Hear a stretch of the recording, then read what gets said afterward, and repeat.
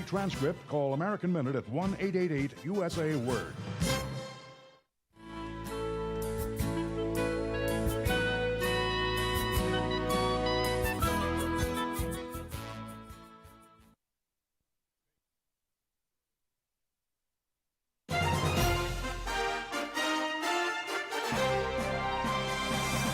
VCY America presents Crosstalk, a nationwide call-in program discussing issues that have an effect on our families, our communities, our churches, our nation, and our world.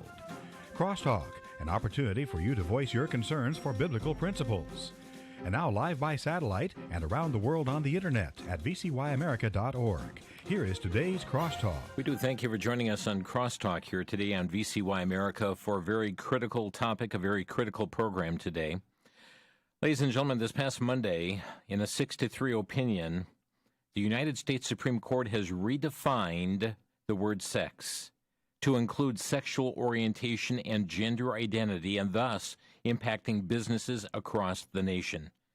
According to our guest today, he said that the majority opinion departs from the clear language of Title VII and is no less than legislation from the bench. So how will this impact women's shelters? What about schools? What about businesses? What does this mean for the church and Christian ministries? Joining us today, we welcome back constitutional attorney Matt Staver, founder and chairman of Liberty Counsel. Matt has argued before all levels of court, including landmark cases before the U.S. Supreme Court. He's an author of several books, speaker on the radio programs Faith and Freedom and Freedom's Call. Matt, thank you for joining us today. Thank you. Good to be with you. If you would, let's begin just by unfolding for us. These cases were argued many, many months back, but just give us a brief synopsis of, there are a trio of cases here of which the justices heard, and then they released their opinion. So separate these cases for us, and let's look at what the court decided here. Yeah, there are three cases. They were decided on the same day, consolidated, but they were argued and briefed separately.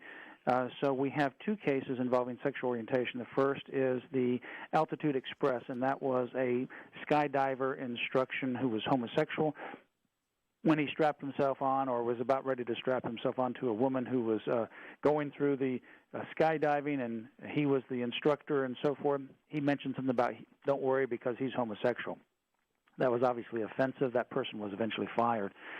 That case went up to the Supreme Court. The other one was Bostic versus Clayton County, Georgia. That was a counselor, and that individual also came out as homosexual, and the Clayton County people ultimately fired him for reasons related to that and how that would impact his work and the counseling that he was doing. And the third case was the Harris Funeral Homes case, and that's a case where a person worked with the funeral home, and then he told his employer that he was going to take some time off from work and he was going to return as a man, or as a woman. He was a biological man, and he was going through hormone treatments, and eventually he was going to get surgery, and he's going to return as a woman. And the owner of the funeral home said that's going to be really problematic because it's going to inject something that is unpleasant, controversial, disrupting into the somber, counseling, comforting environment that is a funeral home, and he worked directly with the grieving people that came. So this man was terminated. By the time it gets to the Supreme Court and eventually for this decision, two of the three plaintiffs had died. One of them, the homosexual and the transgender person, they passed away. But the cases continued. Earlier this year, the court said that they would allow the estates to move in the place. Here's the issue. Both of them, we had three, up until 2017, kind of give you the landscape. We had the first 10 courts of appeals that ever addressed this issue, and that is this: whether the 1964 Civil Rights Act, Title VII, regarding employment non-discrimination, that includes the word sex, you can't discriminate on the basis of sex, whether that includes or should be interpreted to include sexual orientation and gender identity. 10 courts of appeal, 10 of them, consistently, one after another, said no. It's pretty obvious. It only applies to biology, male and female. Finally, in 2017, a court of appeal went the wrong way, and it's one of these cases that ended up before the Supreme Court. And so one of the Court of Appeals in this case went the right way, consistent with all the other previous 10, and 2 of them went the other way, and that is what caused the conflict, and that's how it got to the U.S. Supreme Court. And so the real issue was just a statutory interpretation. Does the 1964 law that says you can't discriminate on the basis of sex, does that include sexual orientation and gender identity? And the majority opinion, 6-3, with Gorsuch unbelievably writing the majority opinion, said that they will interpret it to be so. And they have therefore amended judicially the 1964 law. Mm-hmm. Now, here's what they also said. In 1964, it's very clear that this only applies to male and female, not to anything else. That the drafters never conceived that it would include sexual orientation or gender identity. And that there had been multiple times for multiple decades by Congress to amend first to include sexual orientation and then later gender identity into that same law, to actually add it as another category. And time after time after time, decade after decade, they were not successful in getting a law passed to amend in both houses. So Congress has had decades where there has been a clear intent that they don't want to amend it, that they have refused. They haven't been able to get the votes in both houses to amend it, even though there's been probably 3+ decades of attempts to do so. Pretty clear. It should be the end of the story, but not for this court. And so that's where this decision comes down. They literally wrote into the statute what the drafters, they admit, did not put in it, what the previous courts of appeal understood, plus additionally 30 judges that had ruled on it, found that it was pretty clear it only applies to male and female, not sexual orientation or gender identity, and what Congress for 3+ decades have refused to amend, even though they've been given the opportunity to do it. Now, on Monday, you have 6 unelected individuals acting as super legislature that ultimately amend the statute and make it say, in their interpretation, that it should include sexual orientation and gender identity. The implications are huge. Yeah, they are huge. And, Matt, I mean, here they are recognizing that, but yet they made this decision anyways. I mean, it's like doublespeak. It's the ultimate hypocrisy. It's the ultimate denial of the separation of powers. No, it's the ultimate denial of the separation of powers. And, in fact, that's exactly what the dissent says with Justices Alito and others, but Alito was very, very strong. He wrote a very lengthy dissent full of information, and he begins with that very same thing, that what is happening here is that the judges have literally rewritten the statute, and they have violated separation of powers. This is a job for the legislature, not for judges. This, in essence, is the same thing Justice John Roberts did with Obamacare as well. Exactly. And, in fact, you know, as Chief Justice John Roberts is negatively remembered for his flip-flop and literally rewriting a statute that was fairly clear on its face with the Obamacare decision in 2012, so Gorsuch is going to be forever remembered for this rewrite of a very clear statute. You can't get any more clear when they actually admit in the decision that it meant, and they're even assuming that even now that it means male and female and nothing else. And notwithstanding, they go down this road. And it is very disturbing because it really upsets the rule of law. I mean, Alito says this.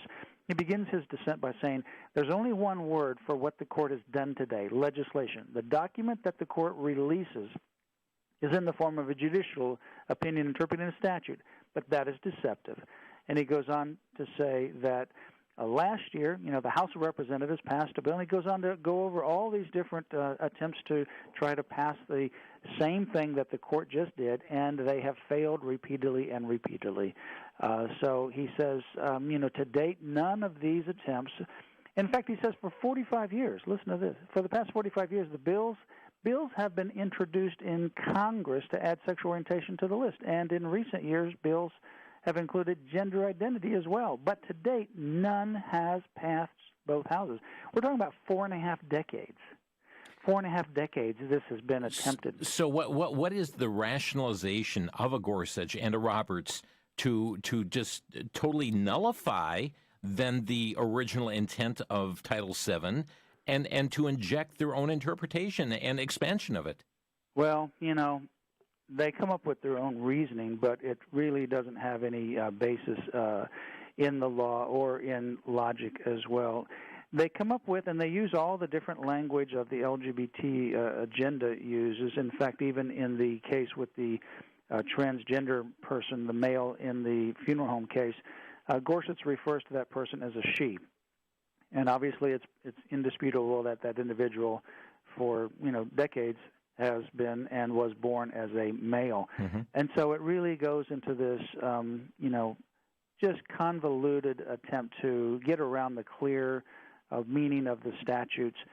This is not judicial restraint. This is judicial activism. This is Gorsuch, and it is the other five, which includes Roberts. Not unexpected for some of the other four. But this is judicial activism, mm-hmm. legislating from the bench.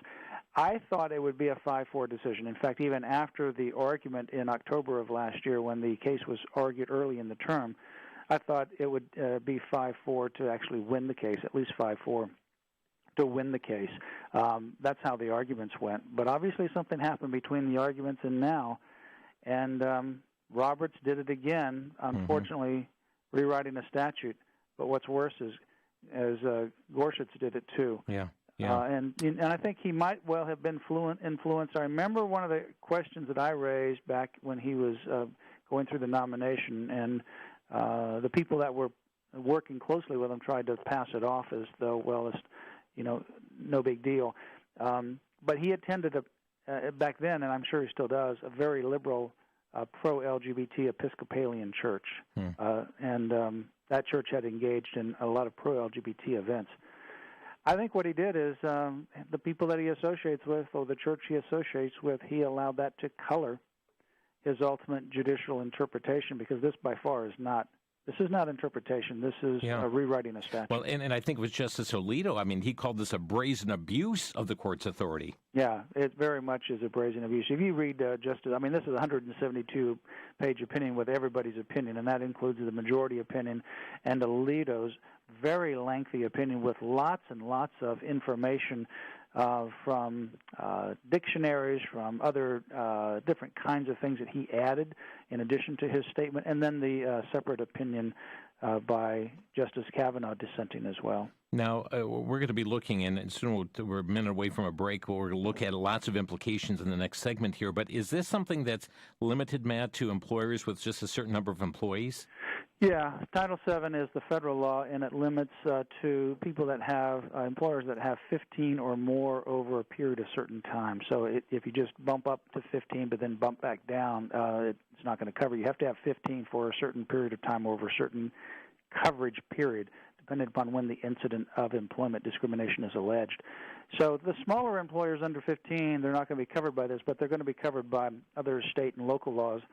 Many of them, of course, are not going to have this in it. But here's what's going to ultimately happen, I think. Because of this decision, you're going to probably see amendments at the state and local. And some of these different local laws that are non-discrimination, they go down to as many as 3 to 5 people. So it's a much smaller universe. And you have a state law claim rather than a federal law claim. So I think what we're going to see are those kinds of state and local laws. Many of those will start to be amended to actually put in sexual orientation or gender identity if they're not already there. Matt Staver with us today from Liberty Counsel. We're talking about the Supreme Court legislating in favorable LGBT opinion that was declared this past Monday. What are the implications for businesses? What are the implications for such things as women's shelters, shelters for battered women? What about churches? What about Christian organization? Has Pandora's box been opened? We'll be right back. Back to Genesis with Dr. John Morris, scientist with the Institute for Creation Research. Dr. Morris, evolutionists say that because our blood is similar to seawater, this proves the evolution of life in the ocean. Is this true? Chris, it is true that evolution says that life evolved in the sea, but human blood is very different from seawater. Now, many of the same elements are in both, but the concentrations and compounds are very, very different. God used the building blocks he had created on day one to form all things. Human blood has unbearably complex molecules locked into complex combinations that are very different from anything ever found in seawater. In fact, seawater would break down the compounds that we have in our blood. Chris, we can be confident that man did not come from the sea. Man was created by the Creator, who also created the sea. We read all about it when we go back to Genesis. To learn more about creation, get our free DVD called That's a Fact. Call us at 800-628-7640 and mention the promo code FACT.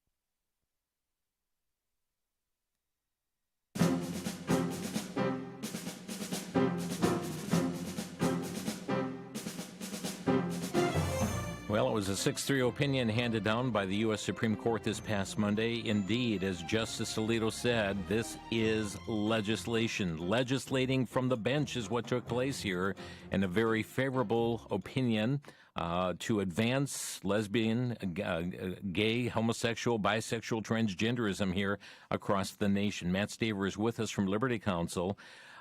Justice Alito also had expressed concern, Matt, about this decision having far-reaching consequences. What's he referring to? Yeah, he's referring to the public accommodations. He's referring to women's sports and whether you have to have restrooms and shower rooms, changing rooms where men are able to have free access to that.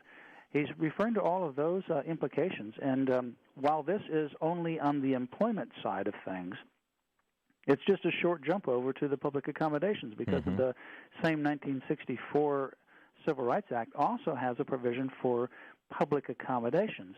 And it has the same kind of language that Title VII has for employment.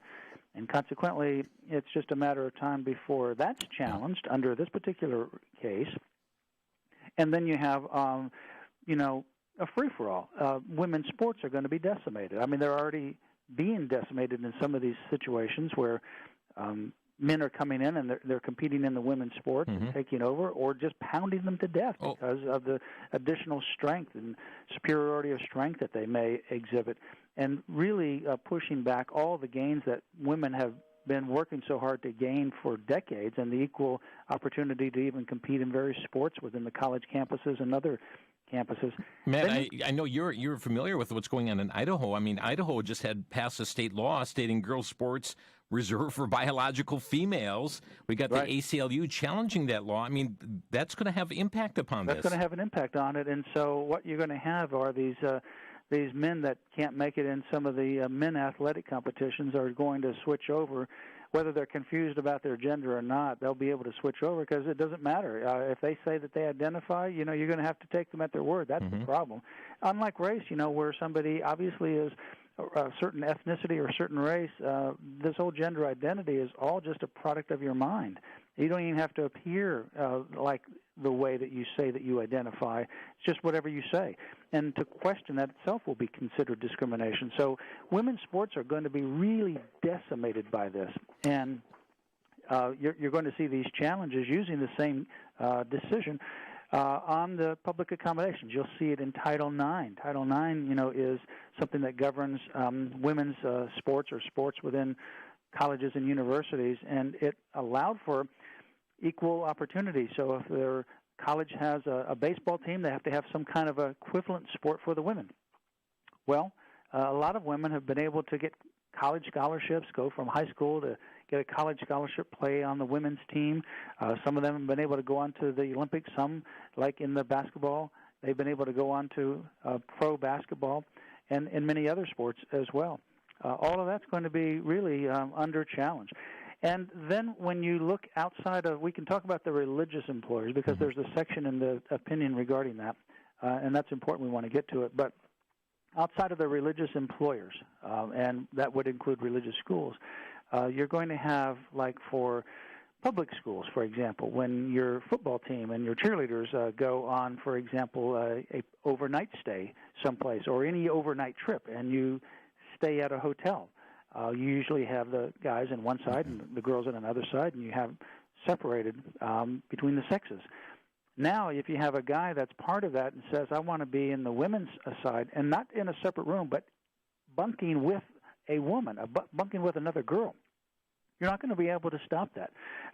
That's going to be something else as soon as that gets kicked over to the public accommodations, and it's going to be just a matter of a short period of time before these challenges come and or before certain amendments to these laws come as a result of this particular decision. So Matt, we're going to have a lot of problems come out of this. We are, and this is in essence, ladies and gentlemen, the United States Supreme Court enacting ENDA, the Employment Non-Discrimination Act, into law, brandishing it into law. Now, Matt, we've got two members of Wisconsin's congressional delegation. There's Senator Tammy Baldwin. She's an open lesbian. She sent out a tweet saying this is a huge step forward for LGBTQ equality. We must keep marching for full equality. And then we also have Congressman Mark Pocan, an open homosexual, who tweeted out, today's SCOTUS decision brings our LGBTQ community one step closer to equality. Equality. We've protected from workplace discrimination, but we must have more to defend, from housing to health care. We need equity in all. Passing the Equality Act would be a good next step. And I see this, Matt, and I said, who needs the Equality Act when you got an activist court that is putting into law, enshrining into law the very things that Congress so far has denied? Well, certainly what the Supreme Court did is legislate from the bench part of what's in the Equality Act, but not all that's in the Equality Act, because what the Equality Act does is a couple of things. One, it includes public accommodations as well, and a bunch of other federal laws as well. So it's a broader rewrite. Two, it actually expands the jurisdiction of the federal government so that any meeting of any sort becomes a public accommodation. There's no requirement as to the size, even work at home from the computer online. That becomes something of a public accommodation, unbelievably. So it expands the government's reach from a federal standpoint to literally go into every corner of our lives. And the Equality Act also has a provision that would ban counseling for change, and it has a provision that would actually repeal the Federal Religious Freedom Restoration Act, which, just to briefly mention that, the only bright side is that on pages 32 and 33 of the decision, the Supreme Court said that the Religious Freedom Restoration Act, or religious employers, would have two defenses to this. One, the First Amendment ministerial exception, and two, the Federal Religious Freedom Restoration Act, which they called a super statute that would literally supersede these requirements for religious employers. Now, one of the plaintiffs, one of the defendants, I guess I should say, in this case, which is the Harris Funeral Homes, that individual won on the Religious Freedom Restoration Act in the lower district court, had that case briefed at the Court of Appeals and lost at the Court of Appeals. But when they decided to ultimately ask the U.S. Supreme Court to review the case, they dropped, listen to this, they dropped the Religious Freedom Restoration Act claim. It's inexplicable. And had they continued it as they had done from the very beginning, they would have won on that particular claim, because it's very clear in pages 32 and 33 that RFRA would have protected Harris Funeral Homes from the application of this law. Wow. Ball dropped there. Yeah, I mean, that was a huge wrong decision to drop the Religious Freedom Restoration Act claim at the U.S. Supreme Court. They would have been one of them that won. The other two, the private employer with the sexual orientation and the public employer with sexual orientation, still would have come out with the same result. But at least we would have a victory here for the religious employer, or people that have religious beliefs. Now what happened is the court said that this is how it applies, but there's no specific case that actually applies it. They just said, they brought that in the lower court, but they dropped it. But we're just telling you in advance that you have a defense here. Now what's going to happen is some religious employer is going to have to go all the way back up to the Supreme Court to get that applied in a real live controversy case. Matt, I'd like to talk about another aspect, and this is President Trump's reaction. And he said, I've read the decision, and some people were surprised, but they've ruled, and we live with their decision. That's what it's all about. We live with the decision of the Supreme Court. Very powerful decision, actually, but they have so ruled. Your response? Yeah, I'm disappointed in how the president responded to that, and maybe he wasn't, hopefully, briefed enough. I don't know. He says he read the decision. It's 172 pages. I don't know how much of it he read, but obviously he got the gist of it. But I don't think it was his best day in making that response. I understand as where he was, he wanted to say, yeah, we live with it because that's what happens with the Supreme Court. But you know what? The fact of the matter is we need to stop saying we just live with whatever the Supreme Court says. Because whatever the Supreme Court says is not always correct. And they're only going to be correct if they're, ruling on the rule of law. We've had some really bad decisions in our history that the Supreme Court decided, and if you go back and you look at the whole rise of the Republican Party over slavery, what did the Democrats say back then? The courts decided it. The battle is over. Forget about it. Go home. We have to live with it. That's what their mantra was. And the Republicans, led by Abraham Lincoln, said, no, we're not going to go. And we're going to have some pushback to it. And I think, we need to start having more critical thinking about the role of the justices in the Supreme Court. We've done a lot of talking about it, but at the same time, if we just allow justices to do whatever they want to, and literally in a case like this, overrule the legislature and rewrite a legislative statute that the legislature has failed to amend over the past 45 years. 45 years. Yeah. They've refused to amend it, even though they've had these opportunities. Now we let 6 justices or unelected officials amend it and literally change the whole culture in the country. I mean, we've lost the rule of law when that happens. Yeah. And if we just can't continue to accept that kind of response from the Supreme Court. So we had President Trump's response, which had a lot of lackluster to it. But looking at a couple of things, we did see President Trump overturn through the Department of Education the rule pertaining to sports and schools and so forth. And now there's also a Trump rule just announced pertaining to striking down former President Obama's transgender policy. How will that be impacted by this? Because we've got the Human Rights Campaign saying we're going to file a lawsuit challenging this new Trump rule. If you look at Trump's policies, he's been the strongest president in our history ever on religious freedom. He's been very strong, certainly in any of our lifetimes.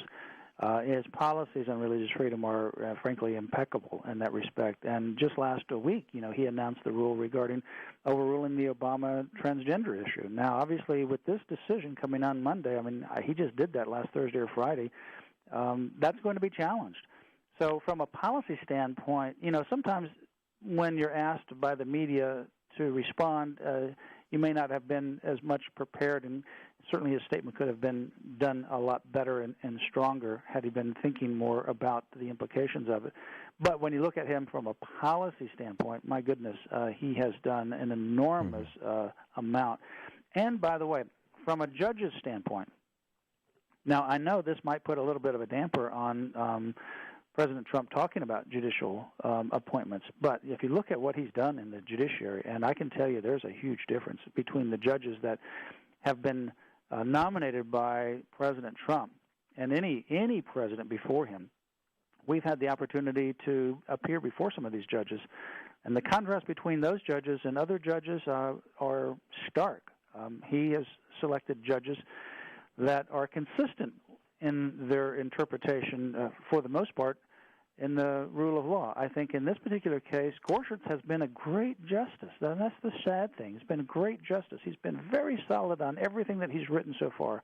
I haven't disagreed with anything he's written so far that I can recall since he's been on the U.S. Supreme Court. Solid in every way, great thinker. But here's the problem.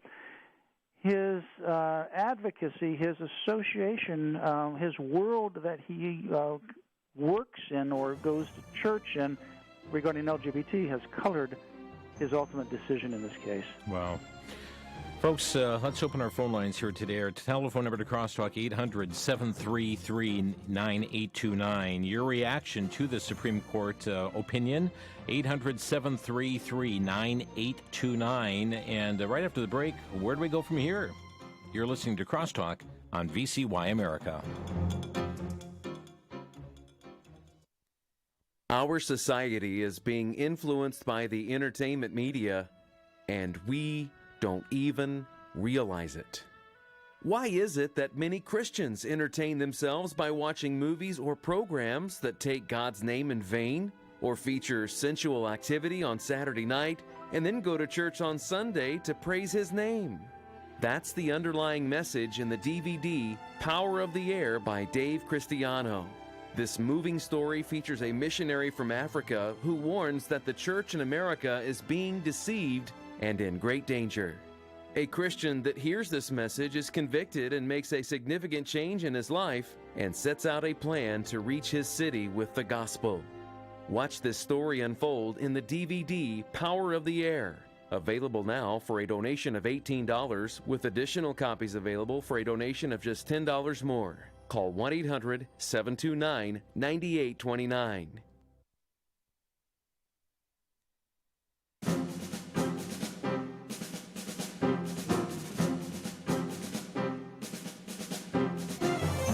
A shocking opinion from the U.S. Supreme Court, 6-3, redefining the word sex to include sexual orientation and gender identity, even though they say it doesn't, but that's what they said it does. Just an amazing opinion that they issued. Matt Staver is with us today from Liberty Counsel. Just before we pick up our first call here, Matt, I just want to ask, so what is Liberty Counsel going to do in times like these? Are you now closing up your offices across the country and go finding some other line of work? No, I just actually shared with our office today Exodus chapter 14. And, at that point in time, Moses is leading the children of Israel out of Egypt.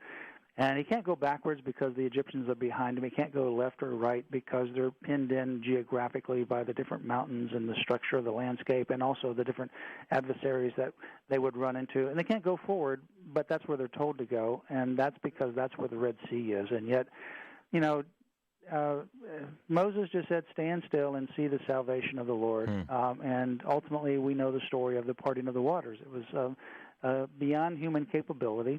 And, there's story after story after story like that throughout our history in the Scriptures and of Israel and certainly of the church. And, I take heart by that. So. Yeah. So we just have to rethink. We double down. We don't leave the battlefield. Right. We actually double down on the battlefield, and obviously we have to continue to pray, but we have to continue to fight. But we never get discouraged. We never go home. And in this particular situation, we're going to be working with a lot of different religious employers, not just churches, but schools, religious employers, even for-profit companies that are run or operated by people of faith, to make sure that they have the appropriate policies so that we can take advantage of pages 32 and 33 of this opinion with regards to the Federal Religious Freedom Restoration Act and other state laws regarding religious free exercise that protect individuals based upon, what this court clearly said. Let's go to the phone lines. We've got Kip calling from Sioux Falls, South Dakota. Kip, you're on the air. Thanks, Brother Jim, for taking my call. I have a comment and a question. My comment is this thing with the Supreme Court has been going on, this judicial activism, since at least the early 60s when they ruled Bible and prayer unconstitutional. My question is, I went to the library here not too long ago to find this. This has been driving me crazy. And I found a book on the Supreme Court, and I got to reading in it a little bit, and it says that the Supreme Court does not have the authority to enforce for its own rulings. Right. And I'm wondering, why doesn't anybody ever say anything about that? It drives me crazy. They don't have the final say. So that's my question. Okay, thank you, Kip. Yeah, and that actually comes from Justice O'Connor in 1992 in the Planned Parenthood versus Casey decision. And she said that the Supreme Court doesn't even have the authority to enforce its own decisions, which is true. It has to be enforced by some other enforcer, the executive side of government, whether it's state or federal.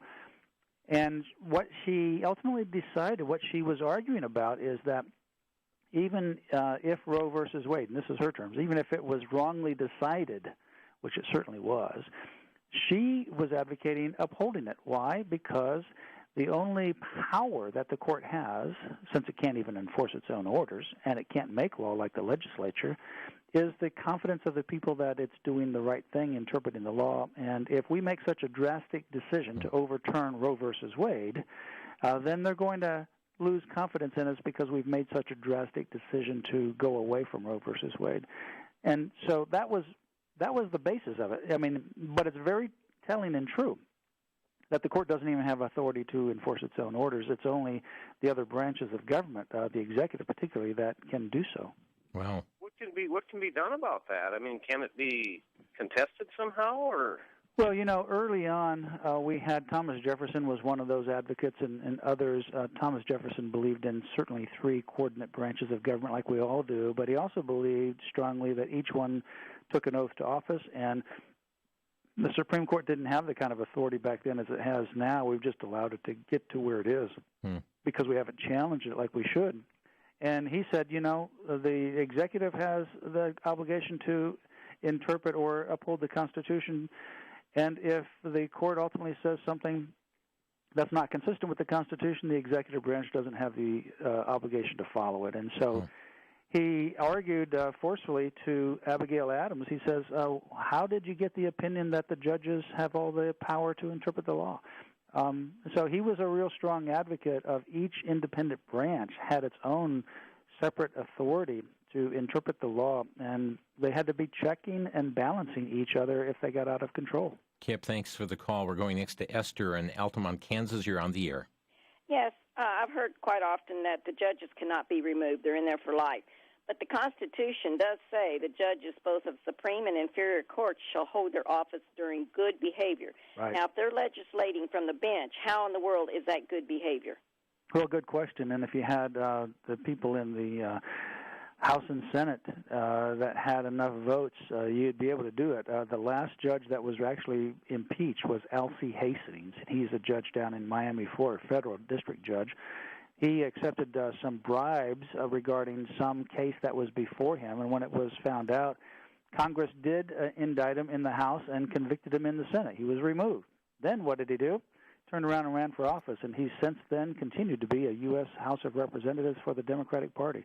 So that's the last one, and that was a couple of decades ago. But, yeah, you do have that authority. We just need people in the Congress to do the right thing. So this would be Nancy Pelosi's House of Representatives who have said, hey, wait, right. Court, you've gone too far on this issue. Matt, I don't see that happening. No, I don't see that happening. I definitely don't see something like this happening in the House because that's where you have to, just like we saw in the impeachment trial, you do the indictment, so to speak. That's where it starts in the House, and then you go over to the Senate for the actual conviction, and that's what they did in L.C. Hastings' case, and he was removed. So, Esther, it comes down to this November's election. Yeah, well, it really I'll be does calling come down my to the people. November I do election. anyway, but I will be calling them. Thank you. Thank you, Esther. Bye-bye. James, Tomah, Wisconsin, you're on the air. Thank you for taking my call. I just wanted to bring to attention the questionable death of a Supreme Court justice not long back. You mean Scalia? Yes. And I just wanted to suggest that maybe there is some extortion going on. Maybe they're saying, hey, we did this to him. We can do this to you. So do as we say, or it's not going to go well for you. Well, are you talking about have they been threatened? Is that what your question is? I'm saying that I really think that's very highly probable. And what would your take be on that? Okay, thank you, James. I wouldn't, I have no evidence of that, and I wouldn't think that that's the case here. You never know about any situation. But, in the situation here with Gorsuch, he now when you go back and you look at his past history, he actually, like I said, he attended a very liberal Episcopalian church that was very pro-LGBT. He had some pro-LGBT, or he had LGBT clerks that clerked with him. He was very open to that, and some of the people that knew him said that they're not surprised by this decision based upon what they know about him. In fact, this is a New York Times article that says longtime gay friends have said that they have always found him to be accepting of them and happy about who they are, which is, that's different than becoming a judicial activist. So they said that, they're not surprised about his ruling. But it's one thing to actually have certain, acceptance and associations and other things. It's another thing to, unfortunately, allow those to cloud your job duty as a judge to interpret the statute. And that's unfortunately where Gorsuch went wrong. He allowed some of those associations outside of the court, perhaps even some inside the court with people that he had as clerks before, but he allowed those personal experiences to cloud his interpretation of a very clear statute, and that's where he is wrong. James, thanks for the call. We're going to Carol in Albuquerque, New Mexico. You're on there, Carol. Yes, good afternoon. Some time ago, President Trump ruled that transgender individuals would not be allowed in the military. Right. I'm wondering how this Supreme Court ruling would affect that. It's going to affect it. In fact, he just finalized the rule last week, the same rule. That just came out, I think it was announced on Thursday or Friday, less than a week ago, and then on Monday this decision came down. So it's going to surely be challenged under this new ruling, and it may ultimately, we don't know which way the courts will ultimately go on it, because this is military as opposed to employment, so there's a difference there. But at the same time, it's not on as strong footing now as it was last week. Yeah. I'll put it that way. Thank you, Carol. Doug in Ringgold, Georgia, you're on the air. Yes, concerning all this. Now, what about if a bunch of kind of people went and called disturbance in the church, and you ask them to leave? Will that cause a problem? No, this is where the court at least gave one little ray of hope on pages 32 and 33 of this opinion, and that is that religious employers, churches, other religious employers, and I'm not just talking about nonprofits or churches or religious schools. I'm talking about religious employers. Like, remember, Hobby Lobby. Hobby Lobby is a commercial operation, very large company, and it won before the U.S. Supreme Court on the Federal Religious Freedom Restoration Act because the employers, the company itself, the management are Christians, and they want to operate their business that way. So they won using that. So even commercial companies, like even this funeral home could have raised the Religious Freedom Restoration Act, and it would have won. It actually won in the lower court, and the case was briefed and argued at the Court of Appeals, where they ultimately lost. But if they had raised the issue, unfortunately they didn't. And had they done it, they would have ultimately been the only victor coming out of this based on religious freedom. Doug, thanks for the call from Georgia. Next to Ohio, Ashtabula, Ohio. And Gerald, you're on the air. Thank you for taking my call. I'd like to know, where is all the pastors listening on this program supporting Matt Staver? Where are the pastors? I'd like to hear from them. Where are they? Thank you, Gerald. Indeed, Matt, this is an area where pastors, churches need to speak out loud and clear. Yeah, they really do need to speak out loud and clear. Some, of course, they don't want to be perceived certain ways, and some are intimidated, and some just, we've seen, pastors that have been just very silent on a number of things where they should actually be speaking out, and the more that they do that, the more these things become ingrained. They really need to actually find their calling and their voice, and really have courage to speak out on not only this issue but other issues that come to our our attention and affect our community and our nation. And as we thank you, Gerald, for the call. And Matt, we have seen. We saw Houston require pastors to pre-submit messages to them, and the trajectory we're on, we're going to be facing that as a nation once again. And it's important for the church to declare, "Thus saith the Lord." Yeah, it really is important to declare this. At a time where we are a country that, we've been and we're still in this COVID lockdown, and so many people are suffering from that. We still have churches that are, operating under a very stringent 10-person limit, or even worse in some cases. And then we have all the racial divisions and the riots and the protests that's going on. It's a time for our country to be unified. It's a time for us to call upon God. And yet here we have the highest court in the country that not only affects us, but it will affect other nations around the world as they look at this as an example, literally shaking its fist in the hand of our Creator. We've got to take a break. We'll be back with more of your calls following the break. Matt Staver from Liberty Counsel, their site, lc.org.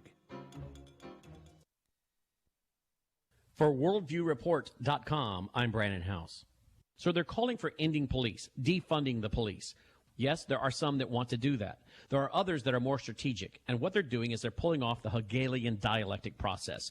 Big fancy word. Just means opposites fighting each other. Those who want police, those who do not. Those who want Marxism, those who want a constitutional republic.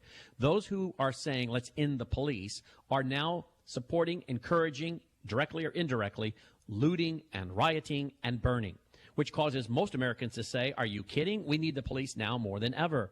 So what happens? There is a meeting in the middle with people like Ilhan Omar and other Marxists and Islamists. And what they're openly calling for in their own document, known as the Revolutionary Abolitionist Movement document, is neighborhood councils that oversee the police. And who do you think will sit on those? Marxists and Islamists. That's who will be overseeing your police. What kind of police do you think they'll hire? This is a Hegelian dialectic brainwashing operation.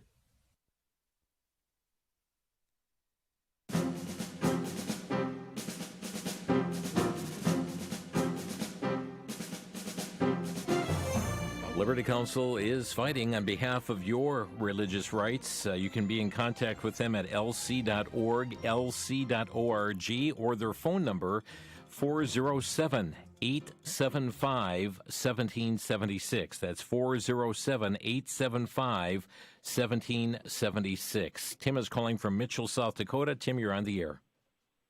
I just want to say, how can man's court think they can overrule the way God made us? I'm sorry, one more time? I just wanted to say, I don't see how the courts can overrule the way God made us. How can a court overrule the way God made us? Good question. Good yeah, question. and I mean, that's what I'm saying is that we can't remake ourselves in our own image, and that's essentially what the court is putting into federal law by its wrong interpretation of Title VII. Mm-hmm. Thank you, Tim.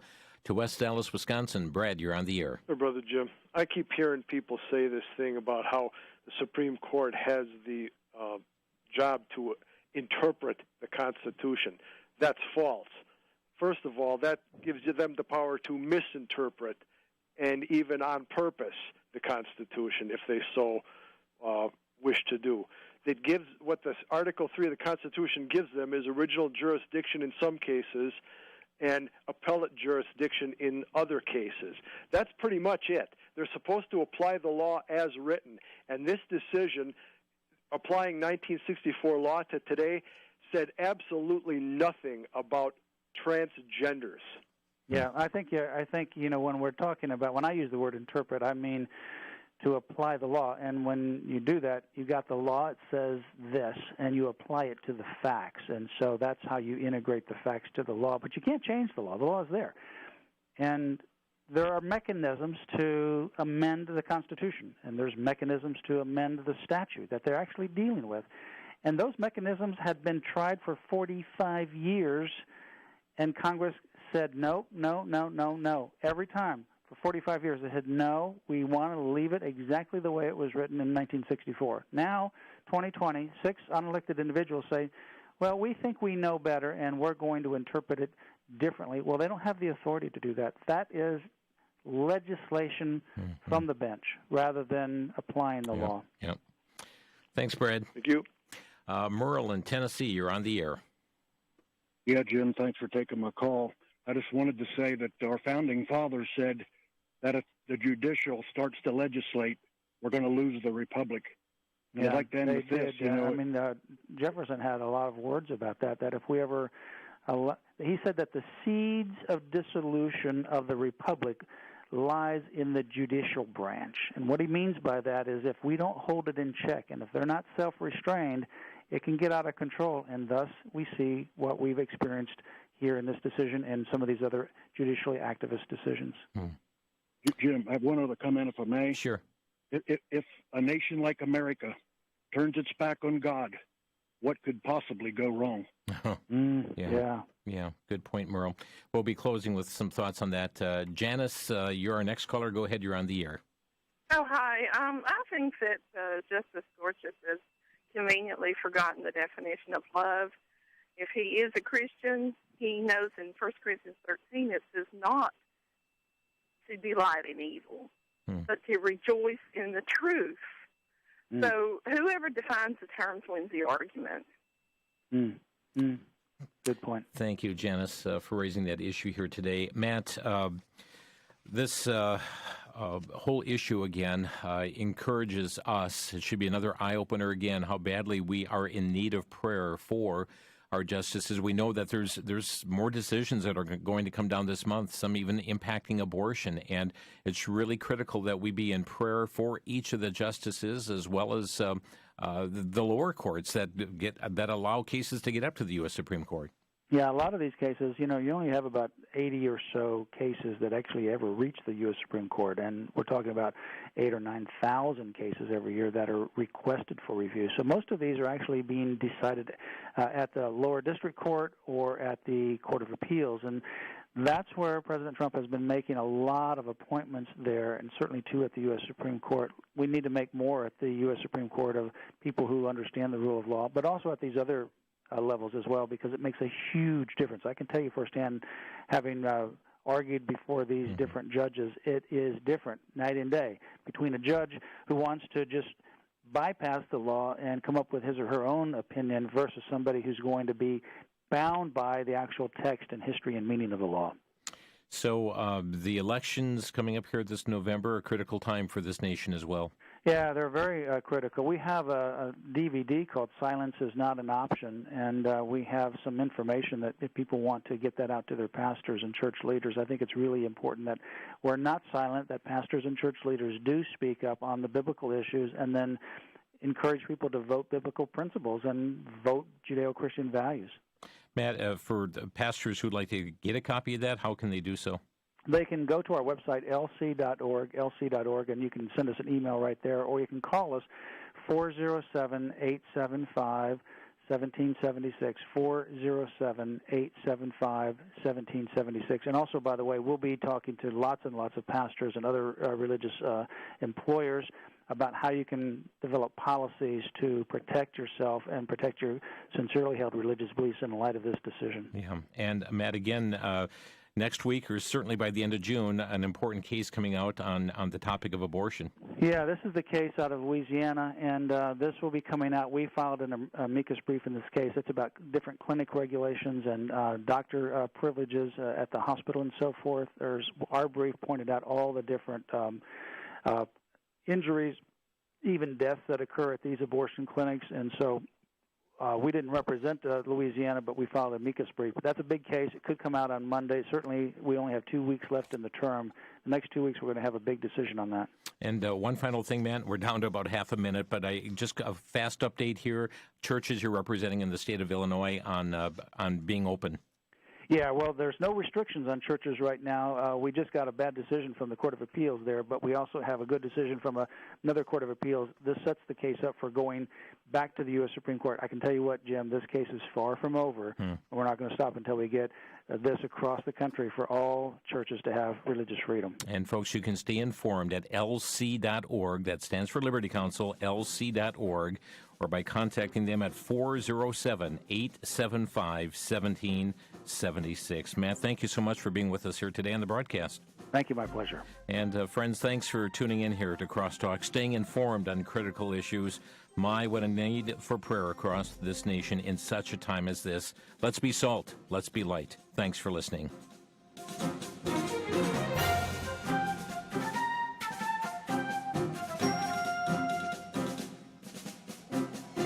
You've been listening to Crosstalk via satellite and the internet from VCY America. Views expressed may or may not be those of this station. For a CD of today's program, send a donation of $6 or more to VCY Tape Ministry, 3434 West Kilbourne Avenue, Milwaukee, Wisconsin, 53208, or download by RSS or podcast from CrosstalkAmerica.com. And join us again for Crosstalk.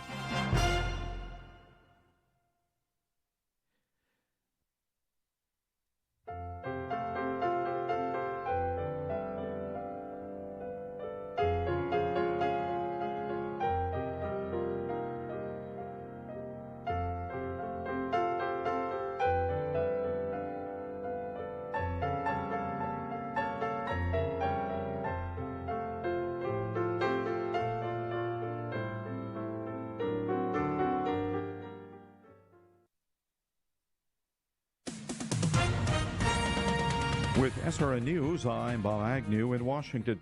President Trump unveiling today a long-awaited national plan to stem a persistently high number of veteran suicides. To help veterans get the care